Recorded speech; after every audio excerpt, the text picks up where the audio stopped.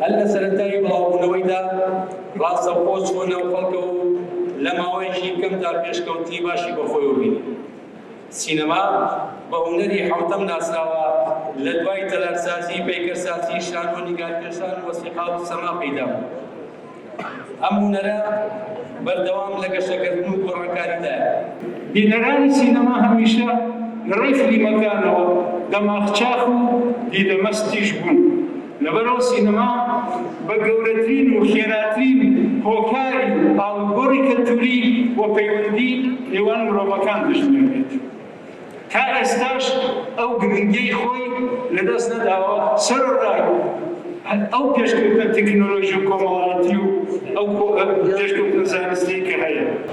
هەمیشە لەناومانە، هەمیشە لەگەڵمانە، گوێمان لە ترپەی دڵتانە، هەناسەتان لەناو ڕۆحماناژی. دوو ئەستێرەی گەشی هونەری کوردی، دوو هونەرمەندی خۆشەویست، ئەوانیش کاکە ئاسۆی عومەر سوارە و کاکە پشتیوان نووری هەمیشە زیندووە. لەم یادەدا بە پێویستمان زانی خەڵاتی ڕۆژی سینەمای جیهانیان پێ ببەخشین.